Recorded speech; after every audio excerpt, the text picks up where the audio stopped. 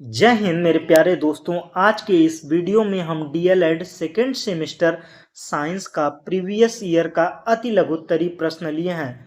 इस वीडियो में हमने पूरा 2016 से लेकर 2023 तक जितने भी प्रीवियस ईयर में क्वेश्चन आए हुए हैं सभी को कलेक्ट किया है, जो आपके एग्ज़ाम के लिए बहुत ही महत्वपूर्ण होने वाले हैं, जिससे आपको एक आइडिया मिल जाएगा कि हमारे पेपर में कैसे क्वेश्चन आ रहे हैं और हमें कैसे लिखना है, और आपका क्वेश्चन भी क्लियर हो जाएगा। आपको बता दें कि डीएलएड में अक्सर प्रीवियस ईयर से क्वेश्चन ज़्यादा रिपीट होते हैं। तो चलिए शुरू करते हैं। तो सबसे पहला क्वेश्चन है, जल में घुलनशील और वसा में घुलनशील विटामिन के दो दो उदाहरण दीजिए। तो जल में कौन कौन से घुलनशील विटामिन है और वसा में कौन कौन से घुलनशील विटामिन है, उसके बारे में बात करते हैं।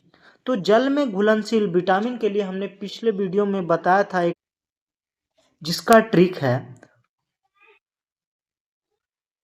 बुढ़ऊ चचा। इससे याद रख सकते हैं, बुढ़ऊ चचा पानी से क्या करते हैं, डरते हैं। तो बुढ़ऊ चचा से याद करेंगे बी और चचा से याद करेंगे सी। और यही दो विटामिन हैं जो जल में घुलनशील हैं,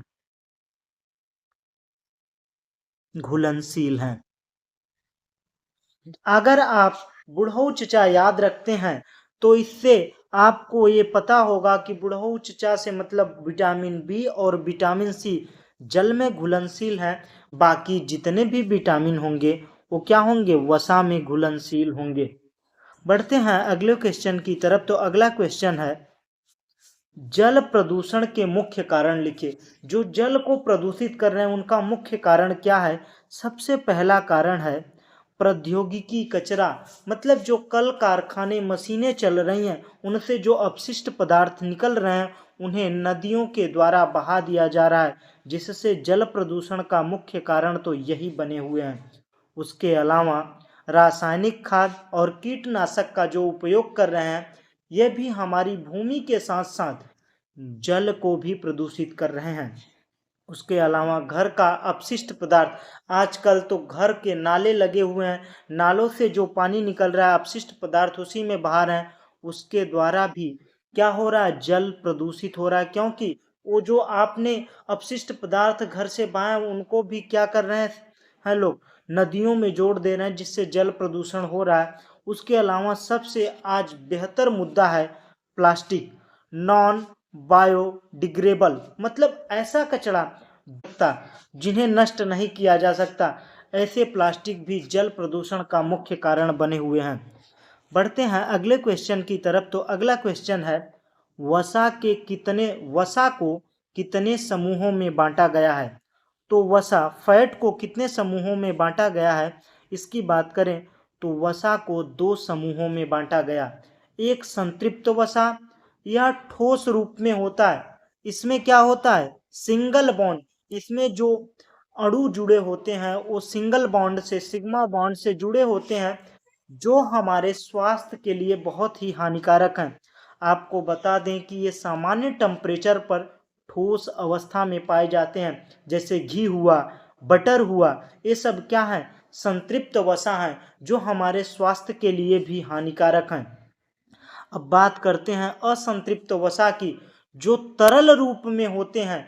तरल रूप में जैसे सूर्यमुखी का तेल, जायकून का तेल, ये सब क्या है, असंतृप्त वसा हैं, जो हमारे शरीर के लिए बहुत लाभदायक हैं, जो हृदय में कोलेस्ट्रॉल को बढ़ने नहीं देते। लेकिन अगर संतृप्त की बात करें तो संतृप्त हमारे बॉडी में कोलेस्ट्रॉल को बढ़ा देता है। ये दोनों बातें, इसमें सिग्मा बॉन्ड और पाई बॉन्ड दोनों होता है, जिससे ये डबल बॉन्ड से जुड़े होते हैं, इन्हें असंतृप्त बॉन्ड कहा जाता है, असंतृप्त वसा बोला जाता है, इन्हें असंतृप्त वसा बोला जाता है। बढ़ते हैं अगले क्वेश्चन की तरफ। तो अगला क्वेश्चन है, दिए गए समीकरण को पूरा कीजिए। CaCO3 इसे बोलते हैं चूना पत्थर, और HCl को हाइड्रोक्लोरिक अम्ल बोलते हैं, सबसे खतरनाक अम्ल। और जब इन दोनों का रिएक्शन कराया जाता है तो चूना पत्थर और हाइड्रोक्लोरिक अम्ल का, तो हमें CaCl2 कार्बन डाइऑक्साइड और H2O प्राप्त होता है। आपको बता दें कि इन सभी का नाम याद रखना होगा। जैसे यहाँ पर चूना पत्थर का दिया है CaCO3 और वहीं बुझा चूना की बात करें तो CaOH का ट्वाइस को क्या बोलते हैं? बुझा चूना बोलते हैं। कास्टिक सोडा की बात करें तो NaOH को कहते हैं। और सोडियम बाइकार्बोनेट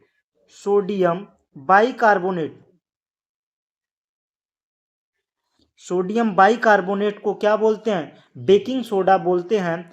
और Na2CO3 को क्या बोलते हैं? सोडियम कार्बोनेट, जिसे धावन सोडा भी कहते हैं। इन सभी को याद रखना है जो आपके एग्जाम के लिए बहुत ही महत्वपूर्ण होने वाले हैं। बढ़ते हैं अगले क्वेश्चन की तरफ। तो अगला क्वेश्चन है, यांत्रिक ऊर्जा कितने प्रकार की होती है? तो सबसे पहले हम बात करें तो यांत्रिक ऊर्जा क्या है? गति और स्थिति के कारण किसी वस्तु में विद्यमान ऊर्जा को क्या कहते हैं? यांत्रिक ऊर्जा कहते हैं। यांत्रिक ऊर्जा दो प्रकार की होती है, स्थितिज ऊर्जा और गतिज ऊर्जा। स्थितिज ऊर्जा किसी वस्तु की ऊंचाई और भार के कारण संग्रहित ऊर्जा को क्या कहते हैं? स्थितिज ऊर्जा कहते हैं। जैसे धनुष को प्रत्यंचा चढ़ाया जाता है, जब तीर इसे पीछे खींचा जाता है डोरी को, तो यहाँ पर इसकी स्थिति को पीछे लाया गया, तो यहाँ पर कौन सी ऊर्जा होगी? स्थितिज ऊर्जा। जब इसे छोड़ा जाएगा तो ये किस में बदल जाएगी? गतिज ऊर्जा में। वस्तु की अगर किसी वस्तु को छत से लाकर गिराया जाए तो हमें चोट लगेगी, क्योंकि उसके पास स्थितिज ऊर्जा आ गई है। गतिज ऊर्जा की बात करें तो किसी वस्तु के गति में होने से उत्पन्न ऊर्जा, अगर गति के कारण जो ऊर्जा उत्पन्न हो रही, गति के कारण जो ऊर्जा उत्पन्न हो रही क्या है? गतिज ऊर्जा है। गतिज ऊर्जा को हाफ mv² से बताते हैं और स्थितिज ऊर्जा को mgh के फार्मूले से सॉल्व करते हैं। दोनों में द्रव्यमान नेसेसरी है। अगर किसी में गति को बढ़ा दिया जाता है तो उसमें कौन सी, अगर गतिमान है तो उसमें कौन सी ऊर्जा है? गतिज ऊर्जा है। अगर उसे ऊंचाई पर ले जाया जाए तो उसमें कौन सी ऊर्जा होगी? स्थितिज ऊर्जा। ये बातें समझ में आई। बढ़ते हैं अगले क्वेश्चन की तरफ। तो अगला क्वेश्चन है, सौरमंडल के 8 ग्रहों के नाम लिखिए। आपको तो भाई इसमें कोई ट्रिक लगाने की जरूरत, आपको याद करना होगा। तो सौरमंडल में 8 ग्रह कौन कौन से हैं? बुध, शुक्र, पृथ्वी, मंगल, बृहस्पति, शनि, अरुण, वरुण। ये सभी ग्रह सूर्य के चारों ओर निर्धारित कक्षाओं में परिक्रमा करते हैं। जो सूर्य की परिक्रमा करते हैं उन्हें क्या कहते हैं? ग्रह कहते हैं। और जो ग्रह की परिक्रमा करते हैं उन्हें क्या कहते हैं? उपग्रह कहते हैं। ये मैंने सारे परिभाषाओं को मैंने वस्तुनिष्ठ प्रश्नों में क्लियर कर दिया है। बढ़ते हैं अगले क्वेश्चन की तरफ। तो अगला क्वेश्चन है, न्यूट्रॉन की खोज किस वैज्ञानिक ने की है? तो न्यूट्रॉन की खोज किस वैज्ञानिक ने की है? तो न्यूट्रॉन की खोज 1932 में जेम्स चैडविक ने की थी। न्यूट्रॉन परमाणु के नाभिक में पाया जाता है। यह तटस्थ कणों जिसका विद्युत आवेश शून्य होता है। क्या होता है? यह नाभिक में पाया जाता है। प्रोटॉन और न्यूट्रॉन कहाँ पर पाए जाते हैं? नाभिक में पाए जाते हैं। और इलेक्ट्रॉन परमाणु के तत्व के चारों ओर चक्कर लगाते हैं। आपको बता दें कि इसे एक ट्रिक है, ईंटा पर नाच। ई से क्या? इलेक्ट्रॉन की खोज किसने की थी? थॉमसन। पी से क्या हुआ? प्रोटॉन की खोज किसने की थी? रदरफोर्ड। और नाच से क्या याद रखेंगे? न्यूट्रॉन। और न्यूट्रॉन की खोज किसने की थी? चैडविक ने। ईंटा पर नाच। ये सभी इलेक्ट्रॉन, प्रोटॉन, न्यूट्रॉन के बारे में आपको ज्ञात हो गया। बढ़ते हैं अगले क्वेश्चन की तरफ। तो अगला क्वेश्चन है, जीवाणु से होने वाले दो रोगों के नाम लिखिए। जीवाणु से होने वाला रोग एक क्या है? टाइफाइड है, जो सेल्मोनेला टाइफी जीवाणु से फैलता है। सेल्मोनेला टाइफी जीवाणु से फैलता है। इसे आंत का बुखार भी कहते हैं।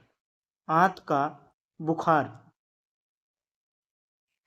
कहते हैं। और तपेदिक, तपेदिक मतलब टीबी, ट्यूबरक्लोसिस। टीबी को क्या बोलते हैं? पूरा नाम है ट्यूबरक्लोसिस। इसमें कौन से बैक्टीरिया के कारण होता है? माइकोबैक्टीरियम ट्यूबरक्लोसिस नामक जीवाणु से होता है। यह स्वच्छता की कमी के कारण होता है और यह सबसे ज्यादा किसको प्रभावित करता है? टीबी, फेफड़े को प्रभावित करता है। जीवाणु से होने वाले रोगों को आप इस ट्रिक से याद कर सकते हैं। पंडित का टीका न्यू है, न्यू है। पंडित से क्या याद करेंगे? प्लेग। डी से याद करेंगे डिप्थीरिया, डिप्थीरिया, डिप्थीरिया। टी से, तो से क्या याद करेंगे? तपेदिक, टीबी, तपेदिक। का से याद करेंगे? काली खांसी, काली खांसी। टी से याद करेंगे टिटनेस, टी से याद करेंगे टिटनेस। और उसके बाद का से याद करेंगे कुष्ठ रोग, कुष्ठ रोग। न्यू से निमोनिया, न्यूमोनिया, न्यूमोनिया।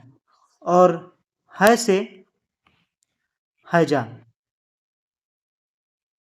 ये सभी आप इस ट्रिक से याद कर सकते हैं। पंडित का टीका न्यू है। प से प्लेग, डी से डिप्थीरिया, त से तपेदिक, का से काली खांसी, न्यू से निमोनिया, टी से टिटनेस, का से कुष्ठ रोग, है से हैजा। ये जीवाणु से होने वाले रोग हैं, इसको याद रखिएगा। बढ़ते हैं अगले क्वेश्चन की तरफ। तो अगला क्वेश्चन है, वनस्पति कोशिका और प्राणी कोशिका में अंतर बताइए। तो वनस्पति कोशिकाओं में कोशिका भित्ति और क्लोरोप्लास्ट पाया जाता है, जबकि प्राणी कोशिका में नहीं। और वनस्पति कोशिका में रसधानी, वैक्यूल्स पाए जाते हैं, जबकि प्राणी कोशिका में यह अनुपस्थित या छोटी होती है। बढ़ते हैं अगले क्वेश्चन की तरफ। तो अगला क्वेश्चन क्या है? समस्थानिक किसे कहते हैं?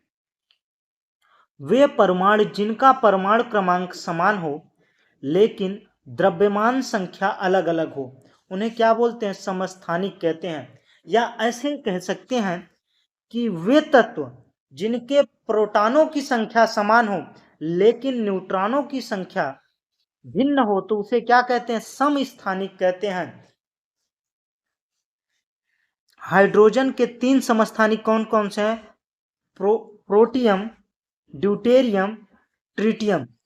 मतलब हाइड्रोजन के तीन समस्थानिक होते हैं। वहीं पर संभारिक की बात करें तो संभारिक वो होते हैं जिनमें परमाणु क्रमांक भिन्न भिन्न होता है लेकिन द्रव्यमान संख्या समान होती है, उन्हें क्या बोलते हैं?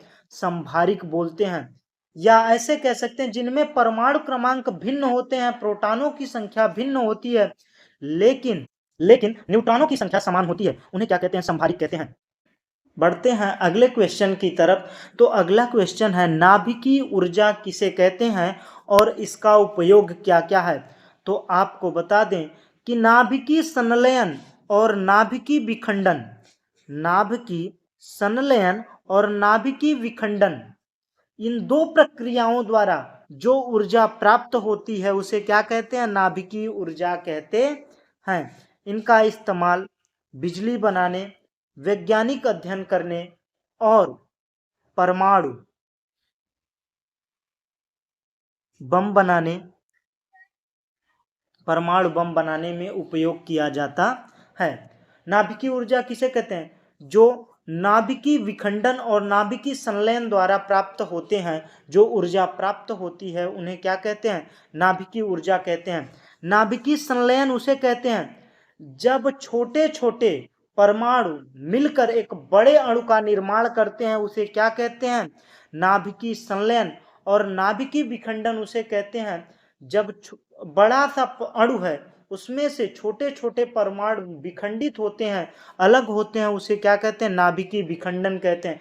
जब बम ब्लास्ट होता है तो उसमें क्या होता है? नाभिकीय विखंडन होता है। और जो सूर्य से हमें ऊर्जा प्राप्त हो रही है, जो सूर्य चमक रहा है, उसमें कौन सी प्रक्रिया होती है? नाभिकीय संलयन होती है। इनका उपयोग बिजली बनाने, वैज्ञानिक अध्ययन और परमाणु बम बनाने में उपयोग किया जाता है। बढ़ते हैं अगले क्वेश्चन की तरफ। तो अगला क्वेश्चन है, प्रथम वर्ग उत्तोलक के उदाहरण सहित परिभाषा दीजिए। प्रथम उत्तोलक के बारे में हमने बताया था कि इसमें 3 चीजें होती हैं। आयास, इसे प्रयास भी बोलते हैं, आयास प्रयास, जिसे एफर्ट कहते हैं, जहां से बल लगाया जाता है। उसके बाद फ्लक्रम, फ्लक्रम को क्या बोलते हैं? आलंब, आलंब। तीसरा एफर्ट, फ्लक्रम।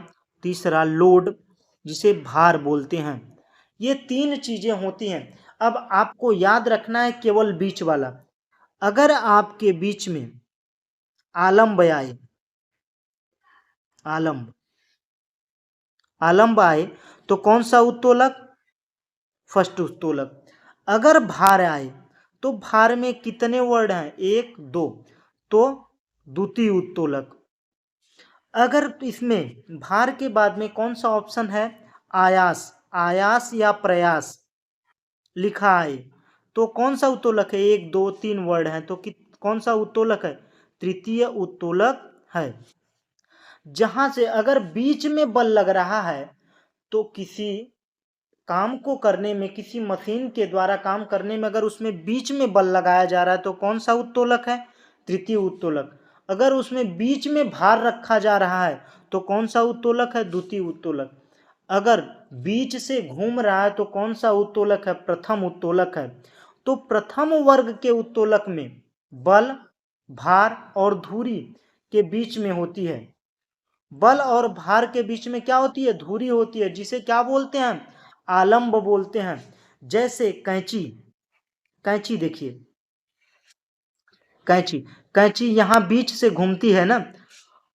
और झूला हुआ, झूला जो ऊपर नीचे होता है, एक ऊपर गया फिर नीचे आया, ये कौन सा उत्तोलक है? प्रथम उत्तोलक है। फ्लक्रम बीच में है। फ्लक्रम का मतलब है जहां से घूम रहा है धुरी, वो क्या है? प्रथम उत्तोलक है। द्वितीय उत्तोलक क्या है? जिसमें भार बीच में हो, वो क्या है? द्वितीय उत्तोलक है। सीधे सीधे अगर प्रथम उत्तोलक पूछे तो आलंब, आयास, ये तीनों चीजें याद रखनी है। अगर बीच में आलंब आए तो प्रथम उत्तोलक, अगर बीच में भार आए तो द्वितीय उत्तोलक, अगर बीच में आयास या प्रयास आए तो तृतीय उत्तोलक है। इस प्रकार से आप याद रख सकते हैं। बढ़ते हैं अगले क्वेश्चन की तरफ। तो अगला क्वेश्चन है, विटामिन डी का रासायनिक नाम और कमी से रोग। तो विटामिन डी का रासायनिक नाम है कैल्सीफेरॉल। इसकी कमी से रैकेट्स रोग होते हैं। रैकेट्स रोग मतलब हड्डियों में कमजोरी या हड्डियों का टेढ़ापन। उसके बाद ऑस्टियोमलेशिया, यह वयस्कों में हड्डियों का नरम होना, मतलब हड्डियां आसानी से टूट जाती हैं। यह हड्डियों में दर्द जैसी समस्या रहती है, यह किसकी कमी के कारण होता है? विटामिन डी की कमी के कारण होता है। आपको बता दें कि vitamin A, vitamin B, vitamin C, vitamin D, vitamin K. तो विटामिन ए का रासायनिक नाम क्या है? रेटिनॉल है। विटामिन बी का रासायनिक नाम क्या है? थायमिन है। विटामिन सी का रासायनिक नाम है स्कॉर्बिक है। विटामिन डी का नाम है कैल्सीफेरॉल रासायनिक नाम। विटामिन के का नाम है टोकोफेरॉल। ये सारी चीजें आपको याद रखनी है। और बुढ़ऊ चचा से आपको क्या याद रखना है? जल में घुलनशील, घुलनशील। जल में घुलनशील विटामिन कौन कौन से हैं? Vitamin B, vitamin C. बढ़ते हैं अगले क्वेश्चन की तरफ। तो अगला क्वेश्चन है बेकिंग सोडा। मैंने बोला था ना Na, बेकिंग सोडा का सूत्र और इसका उपयोग। बेकिंग सोडा मतलब खाने वाला सोडा। बेकिंग सोडा का रासायनिक सूत्र क्या है? NaHCO3। अगर वहीं पे कह दें Na2CO3 तो किसका सूत्र है? सोडियम कार्बोनेट, जिसे धावन सोडा कहते हैं, धावन सोडा। NaOH कह दिया जाए तो कास्टिक सोडा, कास्टिक सोडा। और बेकिंग सोडा का NaHCO3, इसका उपयोग बिस्किट बनाने, पेट की अम्लता कम करने, सफाई उत्पादों में उपयोग किया जाता है। खाने वाले सोडे का उपयोग जो जो होता है आप लिख सकते हैं। बड़े ही आसानी से इन क्वेश्चनों का जवाब दे सकते हैं जब आपको याद रहेगा तब। बढ़ते हैं अगले क्वेश्चन की तरफ। तो अगला क्वेश्चन है जल में घुलनशील, वसा में घुलनशील विटामिन के नाम। जल में घुलनशील बुढ़ऊ चचा, vitamin B, vitamin C. Vitamin B का रासायनिक नाम थायमिन। विटामिन सी का रासायनिक नाम क्या है? एस्कॉर्बिक अम्ल। और वसा में घुलनशील विटामिन कौन कौन से हैं? Vitamin A, vitamin D, vitamin A, vitamin के। इन सभी का नाम याद रखना है, जो शरीर पोषण और विकास में क्या करते हैं? सहायक होते हैं। बढ़ते हैं अगले क्वेश्चन की तरफ। तो घड़ी में चाबी भरने पर स्प्रिंग में ऊर्जा किस रूप में एकत्रित होती है? घड़ी में चाबी भरने पर स्प्रिंग में स्थितिज ऊर्जा के रूप में एकत्रित होती है। यहाँ ऊर्जा घड़ी में चलने वालों के लिए उपयोग होती है। जब आप चाबी को घुमाते हैं तो क्या होता है? स्प्रिंग पहले ऐसे ढीला रहता है, तो जब आप उस चाबी को घुमाएंगे तो स्प्रिंग क्या होगा? कस जाएगा।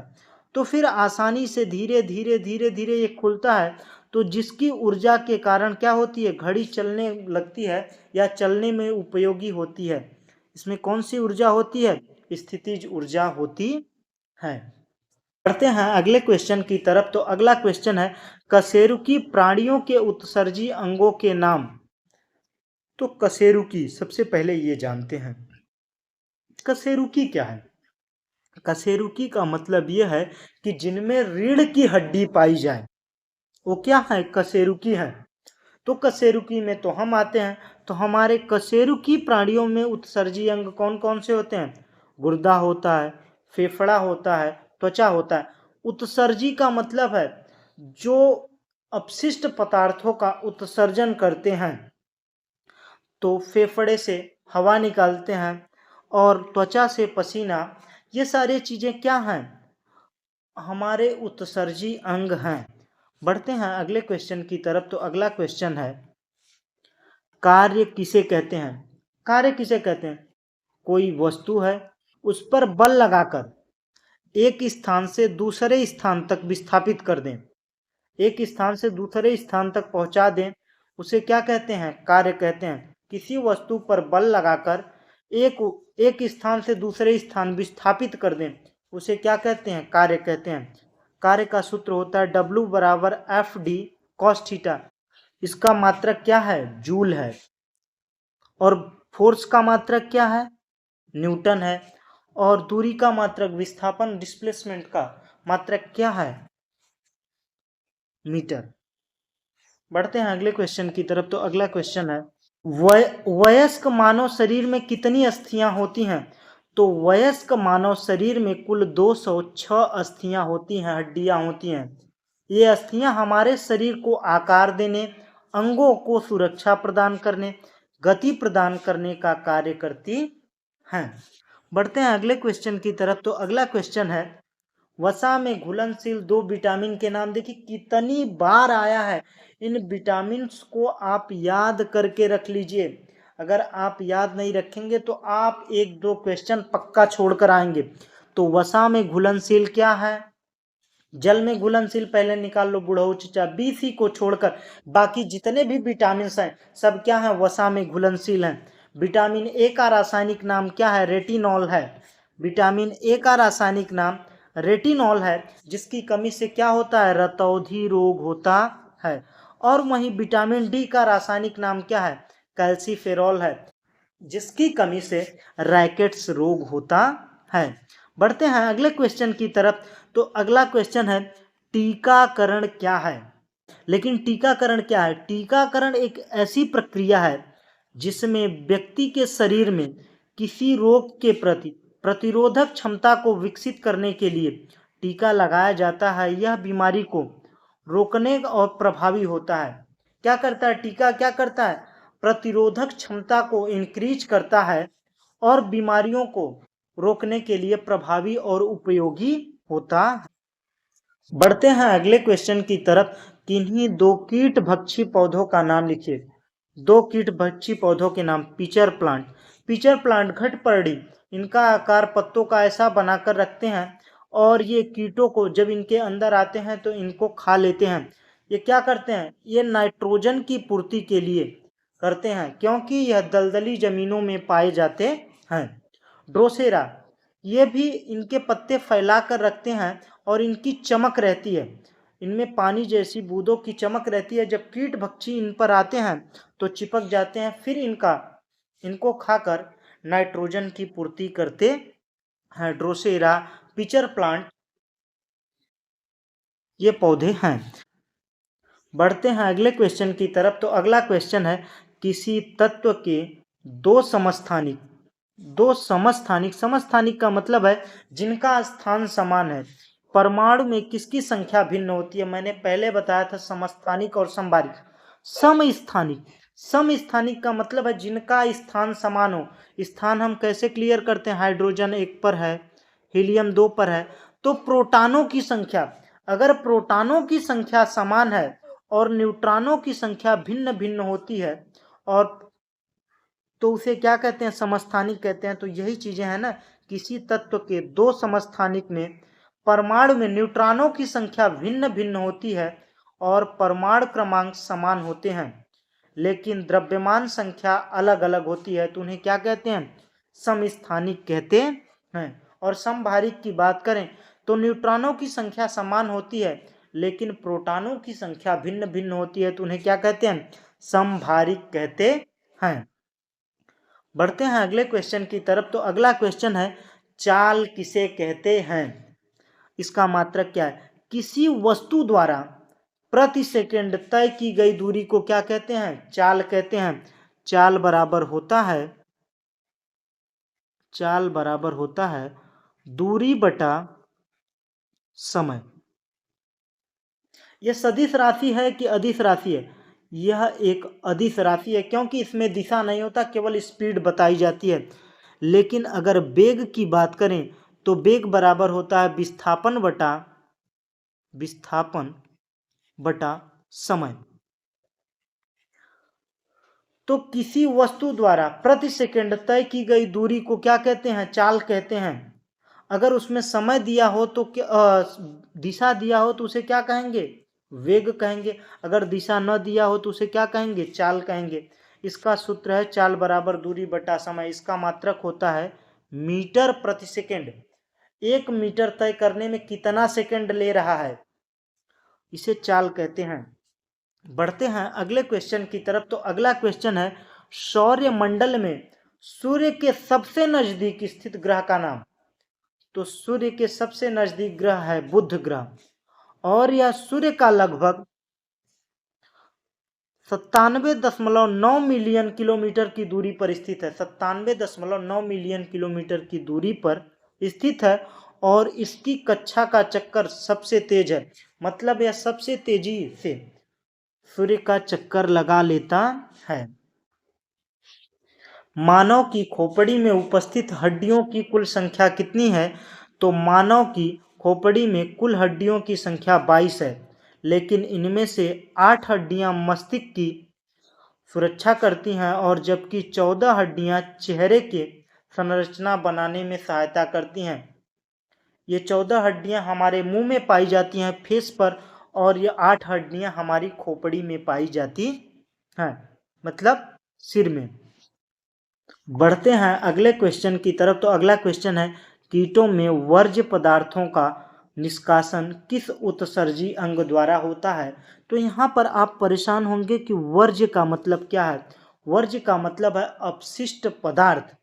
अपशिष्ट पदार्थ का उत्सर्जन किस अंग द्वारा करते हैं? तो कीट अपशिष्ट पदार्थ का निष्कासन माल पिघियन नलिकाओं द्वारा करते हैं। माल पिघियन नलिकाओं द्वारा करते हैं।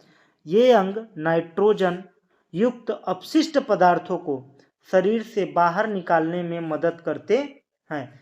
कीट क्या करते हैं? जैसे हम लोग अपशिष्ट पदार्थों को गुदा से निकालते हैं, वैसे ही वर्ज्य पदार्थों को माल पिघियन नलिकाओं द्वारा कीट निकालते हैं।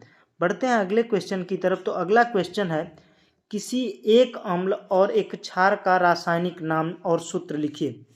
रासायनिक सूत्र लिखिए। तो अम्ल का उदाहरण हाइड्रोक्लोरिक अम्ल। सबसे खतरनाक अम्ल कौन सा है? HCl है, हाइड्रोक्लोरिक अम्ल। क्षार का उदाहरण सोडियम हाइड्रोक्साइड NaOH, जिसे कास्टिक सोडा भी कहते हैं। Caustic soda. इनका उपयोग प्रयोगशाला और दैनिक जीवन में भी होता है। बढ़ते हैं अगले क्वेश्चन की तरफ। तो अगला क्वेश्चन है FeO3। Fe2O3 में लोहे की संयोजकता कितनी है? तो Fe2O3 में फेरिक ऑक्साइड में लोहे की संयोजकता 3 होती है, क्योंकि यहाँ पर देखिए ऑक्सीजन की संयोजकता कितनी होती है? 2 होती है, और फेरस की यहाँ पर 2F लगा है, तो मतलब यहाँ पर 3 ऑक्सीजन, तो 6 संयोजकता। तो फेरस की लोहे की कितनी संयोजकता होगी? 3। प्रत्येक परमाणु में 3 इलेक्ट्रॉनों का त्याग किया और ऑक्साइड के साथ संयोजन करता है। बढ़ते हैं अगले क्वेश्चन की तरफ। तो अगला क्वेश्चन है, ऊष्मा के संचरण में किस विधि द्वारा जल गर्म होता है? तो आपको बता दें कि ऊष्मा के गति के लिए 3 विधियां हैं। एक चालन है। चालन विधि में यह उपयोग होता है, जैसे एक लोहा है, इस लोहे के एक किनारे को गर्म किया जाता है और दूसरा किनारा खुद ही गर्म हो जाता है, तो यहाँ पर कौन सी विधि है? चालन है। सम्मोहन विधि। सम्मोहन की बात करें तो जब पानी उबाला जाता है, तो जो पानी नीचे गर्म होता है वो ऊपर चला जाता है और ठंडा पानी नीचे चला आता है। इस प्रकार से बारी बारी से पूरा पानी गर्म होता है। तो यह गर्म होने की विधि को क्या कहते हैं? संवहन कहते हैं। यह जल में होता है, द्रव में। किसमें होता है? द्रव में। और विकिरण की बात करें, इसमें किसी भी माध्यम की जरूरत नहीं होती है। जैसे सूर्य की रोशनी सीधे हमारे तक पहुंचती है, तो बीच में निर्वात है तो रुक जाना चाहिए, लेकिन नहीं। तो यह किस विधि द्वारा होती है? विकिरण विधि द्वारा होती है। तो अब समझते हैं कि जल को गर्म करने में ऊष्मा का संचरण संवहन विधि द्वारा होता है। इस प्रक्रिया में गर्म जल ऊपर उठता है और ठंडा जल नीचे आकर गर्म होता है, जिससे तापमान समान रूप से वितरित होता है। बात समझ में आई? बढ़ते हैं अगले क्वेश्चन की तरफ। तो अगला क्वेश्चन है, सिरके का रासायनिक नाम। सिरके का में उपस्थित मुख्य पदार्थ एसिटिक अम्ल होता है। एसिटिक अम्ल का रासायनिक नाम है CH3COOH। सिरका भोजन के स्वाद को बढ़ाने, संरक्षण के रूप में सफाई में उपयोग किया जाता है। इसको याद रखिएगा। बढ़ते हैं अगले क्वेश्चन की तरफ। तो अगला क्वेश्चन है, मेस्टन हल। हल का मतलब है सॉल्व करने वाला हल नहीं, खेत जोतने वाला हल। तो मेस्टन हल खेतों में मिट्टी को जोतने, भुरभुरी करने, खरपतवार को हटाने के लिए उपयोगी होता है। यह मिट्टी में खेती योग्य बनाता है, मिट्टी को खेती योग्य बनाता है और फसलों की जड़ों को पोषण एवं हवा प्रदान करता है। जब उलट देता है मिट्टी को, तो जो मिट्टी ऊपर थी वो नीचे हो गई और जो नीचे थी वो ऊपर हो गई। तो आप पूछेंगे कि मिट्टी में कहाँ हवा होती है? तो आप कभी भी एक बाल्टी में पानी लीजिएगा, बाल्टी में मिट्टी को डालिएगा, तो उसमें से बुलबुले निकलते हैं पानी में से। वो क्या है? हवा है, जो मिट्टी में रहती है। बढ़ते हैं अगले क्वेश्चन की तरफ। तो अगला क्वेश्चन है नवीकरणीय और अनवीकरणीय। नवीकरणीय का मतलब है जो रोज नया बन रहा है वो क्या है, नवीकरणीय है। नवीकरणीय संपदा वे संसाधन जो पुनः प्राप्त किए जाते हैं, जैसे जल, वायु, वनस्पति, जैसे सूर्य की रोशनी क्या है, नवीकरणीय है। ये चीजें, दो चीजें पूछता है, नवीकरणीय ऊर्जा, अनवीकरणीय ऊर्जा। जिसको पुनः न बनाया जा सके वो क्या है, अनवीकरणीय। और नवीकरणीय वो है कि जो रोज मिल रहा है, सूर्य की रोशनी रोज आ रही है, अगर आप उपयोग करें या ना करें लेकिन वो उतना ऊर्जा आएगी, वो क्या है, नवीकरणीय है। अनवीकरणीय वह संसाधन सीमित मात्रा में होता है, पुनः प्राप्त नहीं किया जा सकता। जैसे कोयला, कोयला पृथ्वी में जितना है उतना अगर आप उससे निकाल ले रहे हैं तो फिर दोबारा बनने में बहुत समय लग जाएगा। पेट्रोलियम। बढ़ते हैं अगले क्वेश्चन की तरफ। तो अगला क्वेश्चन है सरल मशीन कितने प्रकार की होती है। आपको बता दें कि सरल मशीन क्या है, जो हमारे काम को आसान कर दे वो क्या है, सरल मशीन है। तो सरल मशीन 6 प्रकार की होती है। पहला उत्तोलक, चरखी, पेंच, पहिया, समतल तल, वेज। ये सब क्या है, सरल मशीन के प्रकार हैं। इन सभी को याद रखिएगा। आज के वीडियो में बस इतना ही। हमें उम्मीद है कि आपको ये वीडियो बेहतर लगा होगा। अगर वीडियो अच्छा लगा तो लाइक कीजिएगा, अपने दोस्तों के साथ शेयर जरूर कीजिएगा। हम बड़ी मेहनत करके आप लोगों के लिए वीडियो लाते हैं, तो प्लीज़ अपना सपोर्ट दिखाइएगा। Thanks for watching. जय हिंद।